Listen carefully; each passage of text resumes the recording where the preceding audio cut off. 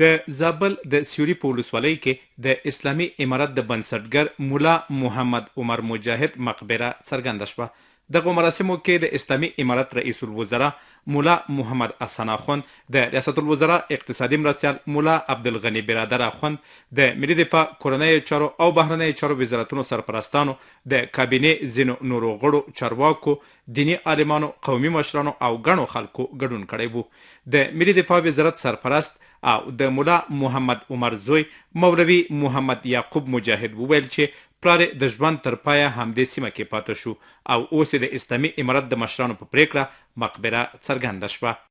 کله د کندهار څخه راووتی نو همدې ولسوالۍ د زابل ولایت سوري ولسوالۍ ته راغلی.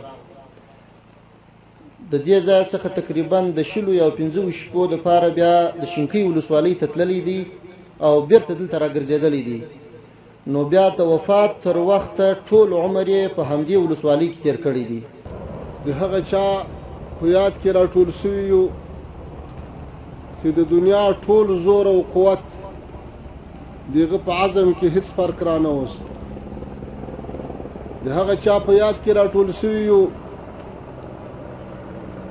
چې په دې سپېره وطن کې تکې تنها پټو خو اوامر یې په ټولو مجاهدینو باندې چې ورتلو به هغوی به عملي کول او په ټول افغانستان کې اطاعت کېده. په دغو مراسمو کې د اسلامي امارت رئیس الوزرا د افغانانو یووالی د بهرنیو یرغلګرو د ماتې سبب وباله او زیاته کړه چې نن د اسلامي امارت د بنسټګر له برکته افغانستان د یو پیاوړي اسلامي نظام درلودونکی دی. یو علت یې دا دی چې موږ تاسې په یو وحدت او اتفاق سره د یوه امیر تر قیادت لاندې مو د خپل مبارزې ته دوام ورکړي. لوی علت یې ما ته په خپل فکر کې چې ما فکر وهلی دی همدغه دی. نو ټولو مسؤلینو ته عام مجاهدینو ته که کشر دی که مشر دی دا مو ورته توصیه ده او هدایت مو دی. دا مو ځینې غوښتنه ده لکه څنګه چې دا 20 کاله و 25 کاله موږ تاسې پر یو طریقه سره روان شوي یو. الله مو وحدت نصیب کړی دی. الله دې مو په آینده کې مو وحدت او یووالی نصیب کړي. پر دغه مشر باندې ولاړ شو تزلزل ونه کړو چې د مرحوم ملا صاحب امر چې کوم دی دا په موږ باندې بیا واجب دی، بلکې موږ د دې حالاتو سره که هر څومره مشکلات وي نو خدای پاک بیوارونه یو راحت موږ ته راولي. اله العالمین دې موږ ته توفیق راکړي چې کوم اصول امیر المؤمنین علي قدر مولا محمد عمر مجاهد رحمت الله تعالی علیه رحمتا واسعتا کوم اصول د موږ ته ایښي دي په هغو اصولو باندې وچلیږو. په دغو مراسمو کې ویناوالو د اسلامي امارت د بنسټګر د شخصیت او د بهرنیو یرغلګرو په وړاندې د نوموړي مبارزې او ودرېدنې په تړاو په تفصیل سره خبرې وکړې او څرګنده یې کړه چې د اسلامي امارت مسؤلین باید د نوموړي ارمانونه او هیلې په عمل کې ثابتې کړي.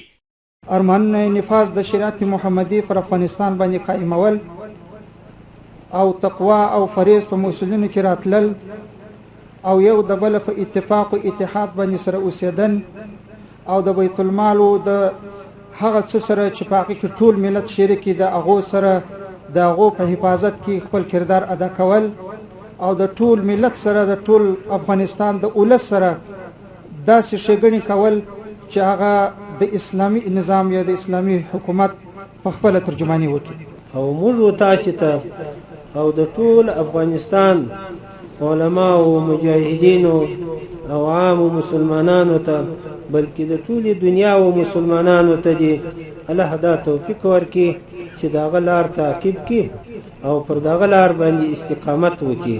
تحریک طالبای امارت اسلامی افغانستان را وقتی بنیانگذاری کرد که تمام مردم افغانستان در یک حالت فلاکت قرار داشتند. ظلم و استبداد و وحشت و بربریت تمام افغانستان را فرا گرفته بود. په دغه مراسمو کې د ویناوالو په خبره د اسلامي امارت بنسټګر هغه مهال مسؤلیت واخیست چې هیواد د بهرنیو یرغلګرو د ظلم او فشار لاندې وو او د افغانستان خلکو په دغه شرایطو کې د بهرنیو یرغلګرو په وړاندې جهاد ته دوام ورکړ.